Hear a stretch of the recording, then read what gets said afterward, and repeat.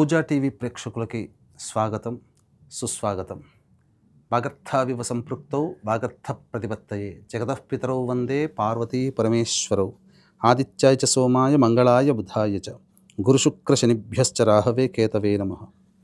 శృంగేరి జగద్గురు పీఠాధిపతులకి, కంచి పీఠాధిపతులకి నమస్కారములు తెలియచేసుకుంటూ కార్యక్రమానికి ప్రారంభిద్దాం.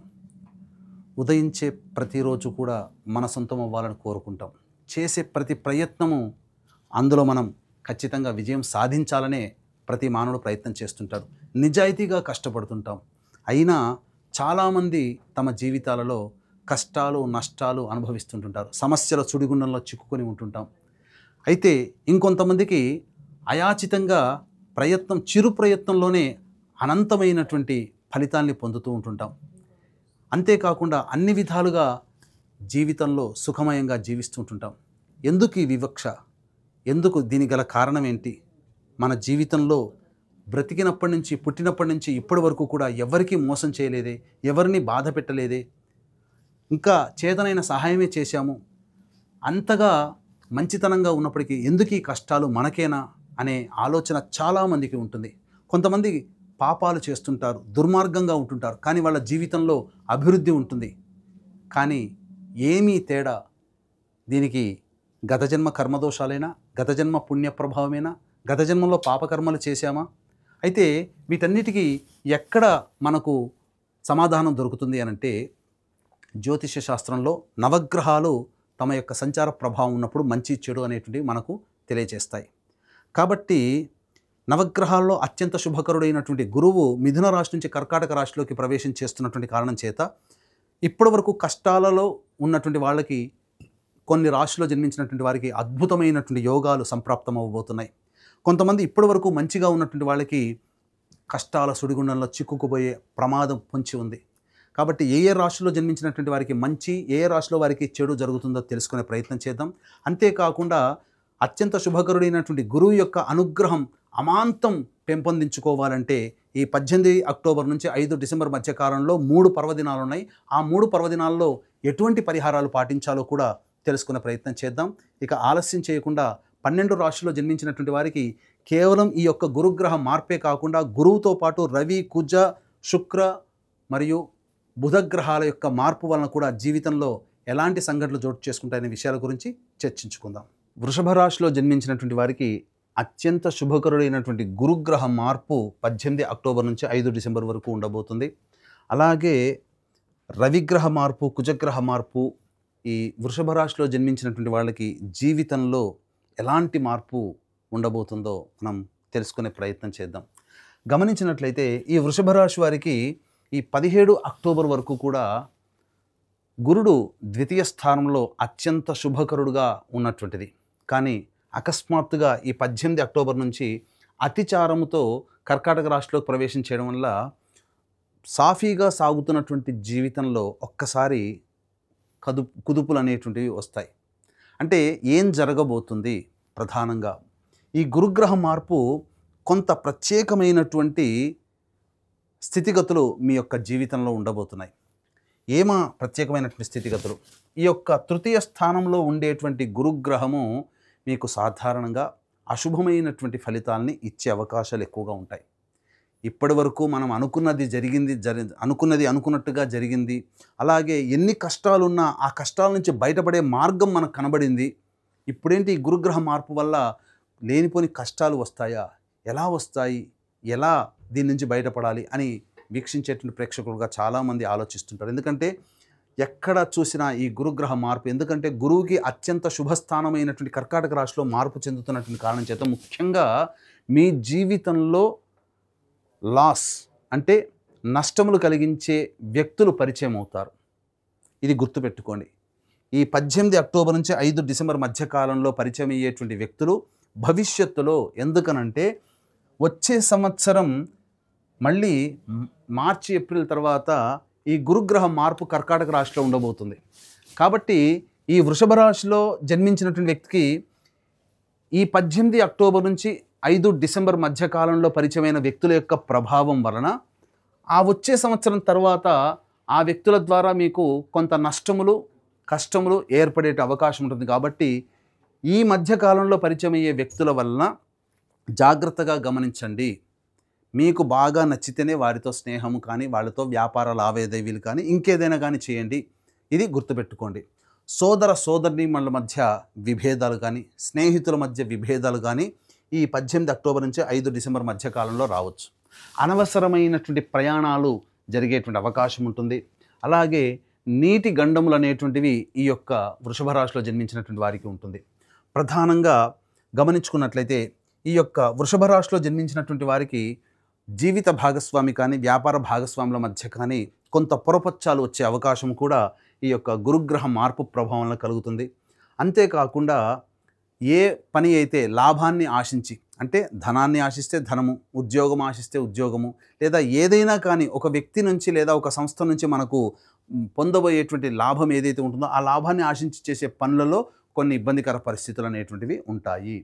ఈ యొక్క వృషభ రాశిలో జన్మించినటువంటి వారికి ప్రధానంగా ఇతర గ్రహాల మార్పు కూడా కొన్ని ఒడిదుడుకులు అనేటువంటివి కలిగే అవకాశం ఉంటుంది. అయితే అదృష్టవశాత్తు నిరుద్యోగస్తులకి, ఉద్యోగస్తులకి ఈ రవి సంచార ప్రభావం 18 అక్టోబర్ నుంచి గురువు మారుతున్నప్పటికీ కూడా ఉద్యోగం చేస్తున్నటువంటి వాళ్ళకి 18 అక్టోబర్ నుంచి 16 నవంబర్ వరకు రవి సంచార ప్రభావము స్థితిగతులు ఉన్నటువంటి కారణం చేత కొంత వెసులుబాటు, నిరుద్యోగస్తులకి ఉద్యోగం లభించే అవకాశం కానీ, ప్రమోషన్స్ లభించే అవకాశం కానీ, ఏదేమైనప్పటికీ కూడా అనుకూలమైనటువంటి వాతావరణం చేసేటువంటి వృత్తి, ఉద్యోగ వ్యాపారాల్లో కొంతవరకు మీకు లాభసాటిగా ఉంటుంది. ప్రభుత్వపరమైనటువంటి లావాదేవీల్లో మీరు కొంత టెండర్లు కైవసం చేసుకోవడం కానీ, లేకపోతే ప్రభుత్వపరంగా ఆదాయాన్ని పొందడం కానీ, ఇలా ఏదైనా కానీ ప్రభుత్వం నుంచి రావాల్సిన సొమ్ముని మీరు పొందే అవకాశం ఉంటుంది. ఇదే కుజుడు కూడా 27 అక్టోబర్ వరకు అనుకూలంగా ఉన్నటువంటి కారణం చేత తప్పకుండా మీరు ఏ పని చేసినప్పటికీ కూడా ఆ 27 అక్టోబరు, అలాగే 18 అక్టోబర్ నుంచి 16 నవంబర్ వరకు రవి, కుజుడు ఇవన్నీ కూడా యోగించేటువంటి స్థితి. కానీ 16 నవంబర్ నుంచి 15 డిసెంబర్ వరకు, అలాగే కుజుడు 7 డిసెంబర్ వరకు, ఎప్పటి నుంచి 27 అక్టోబర్ నుంచి 7 డిసెంబర్ వరకు కూడా సప్తమ స్థానంలో రవి కుజ ప్రభావం.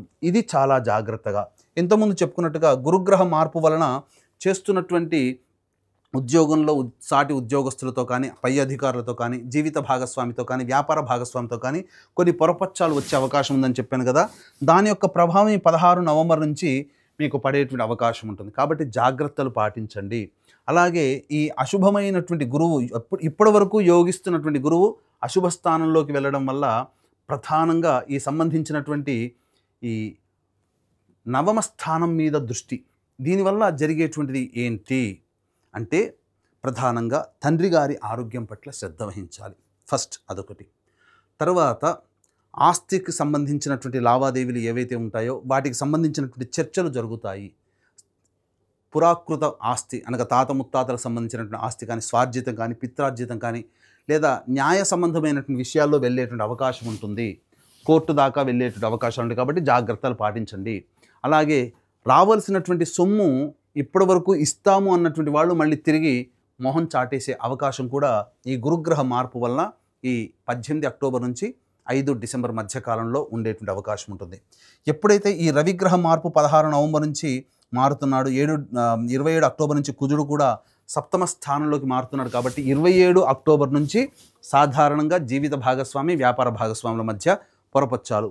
దీని యొక్క ఇంపాక్ట్ తీవ్ర రూపం దాల్చేది మాత్రం 16 నవంబర్ నుంచి ఎక్కువగా ఉంటుంది. కాబట్టి ఇటువంటి గ్రహస్థితి మార్పు మీరు జాగ్రత్తగా గమనించాల్సినటువంటి అంశం అని చెప్పవచ్చు. అలాగే శుక్రుడు ఈ సంబంధించినటువంటి వృషభ రాశి వారికి ఈ 3 నవంబర్ నుంచి మారుతున్నాడు. శుక్రుడు తులారాశిలోకి ప్రవేశం చేస్తున్నాడు. కాబట్టి స్త్రీలతో సమస్యలు అనేటువంటివి కలుగుతాయి. కాబట్టి ఎవరితోనైనా కానీ మాట్లాడేటప్పుడు సాటి స్త్రీలు ఎవరైనా కానీ, తల్లి, చెల్లి, అక్కయ్య, వదినమ్మ, నాయనమ్మ, పిన్నమ్మ, ఎవరైనా కానీ, నైబర్స్ కానీ, కొలీగ్స్ కానీ, స్టూడెంట్స్ కానీ, క్లాస్మేట్స్ కానీ, హయ్యర్ అఫీషియల్స్ కానీ, స్త్రీలతో వాగ్వివాదాలు జరిపేటువంటి అవకాశము ఎక్కువగా ఉంటాయి. కాబట్టి వాగ్వివాదాలు జోలికి వెళ్ళకండి, సౌమ్యంగా ప్రవర్తించండి.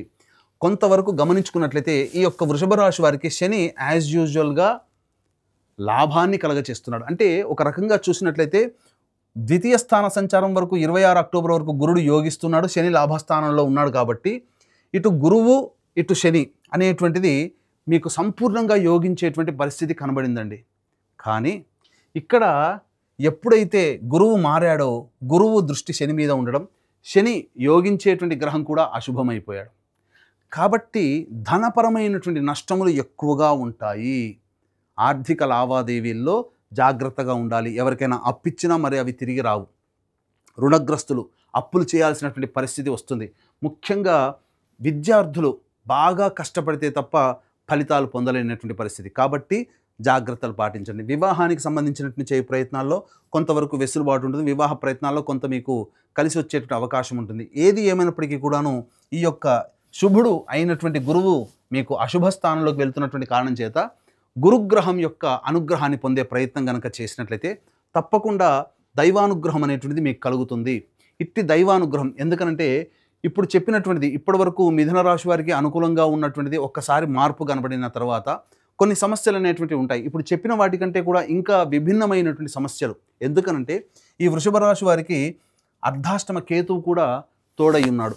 గురువు శుభకరుడై ఉండగా మిగతా గ్రహాలన్నీ యొక్క అశుభ ఫలితాన్ని గురువు కాపాడాడు. కానీ ఇట్టి గురువు ఎప్పుడైతే అశుభ స్థానంలోకి వచ్చాడో మిగతా పాపగ్రహాల యొక్క ప్రభావం, ఇటు రాహు కావచ్చు, ఇటు శని కావచ్చు, ఇటు కేతు కావచ్చు, ఇక 16 నవంబర్ నుంచి రవి కుజ ప్రభావం కావచ్చు, చాలా మటుకు గ్రహాలు ఒక రకంగా చెప్పాలంటే ఉన్న నవగ్రహాల్లో దాదాపు 6 గ్రహాలు మీకు యాంటీగా మారేటువంటి అవకాశము ఉంది. ఒకేసారి మీకు కాదు. ఒక డాక్టర్ అయినా ఇంజెక్షన్ ఇచ్చేటప్పుడు మెల్లగా ఇస్తాడు. దీని యొక్క అశుభమైనటువంటి ఫలితాలు 18 అక్టోబర్ నుంచి ప్రారంభమై 27 అక్టోబర్ నుంచి మెల్లమెల్లగా పెరుగుతూ 16 నవంబర్ నుంచి తారాస్థాయికి చేరుకుంటాయి. ఈ 16 నవంబర్ నుంచి 5 డిసెంబర్ వరకు ఉన్నటువంటి కాలం మాత్రం చాలా జాగ్రత్తగా ఉండాల్సినటువంటి కాలము.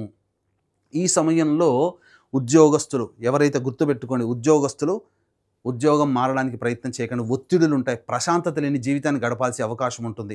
ఇప్పుడు చెప్పినటువంటి పరిస్థితుల కంటే ఎందుకనంటే వృషభ రాశి వరకు మొన్నటి వరకు బాగుందని చెప్పిన వాళ్ళు మళ్ళీ ఏంటండి ఇలా చెప్తున్నారు అని అవకాశం ఉంటుంది. కానీ గ్రహాల యొక్క స్థితిగతులు మారినప్పుడు ఎల్లప్పుడూ మంచే ఉండదు. కొంతకాలం చెడు కూడా ఉంటుంది. ఆ చెడును కూడా ఆస్వాదించాలి, భరించగలిగే శక్తి ఉండాలి. అప్పుడే మనం అన్నీ అనుకున్నటువంటి విధంగా. కాబట్టి గ్రహాలు తమ పనిని తాము చేసుకుపోతాయి. కాబట్టి ఆ గ్రహాల యొక్క అనుగ్రహాన్ని పొందే ప్రయత్నం మానవుడు దైవానుగ్రహానికి లోబడే జీవించాలి. గ్రహాల యొక్క అనుగ్రహాన్ని పొందే ప్రయత్నం ఎల్లప్పుడూ చేయాలి. అలాగే ఇప్పుడు చెప్పినటువంటి సమస్యల కంటే ఇంకా విభిన్నంగా మీరు సమస్యలు ఎదుర్కొన్నట్టయితే మీ యొక్క జన్మజాతకంలో నడుస్తున్నటువంటి గ్రహ దశాంతర దశల యొక్క ప్రభావాలు. కావున దగ్గరలోని మంచి ఉపాసనా పరులైనటువంటి జ్యోతిష్యులను సంప్రదించి వారి సలహాలు సూచనలు కనుక పాటించినట్లయితే మరింత మెరుగైనటువంటి జీవితాన్ని పొందుతారని తెలియచేయవచ్చు.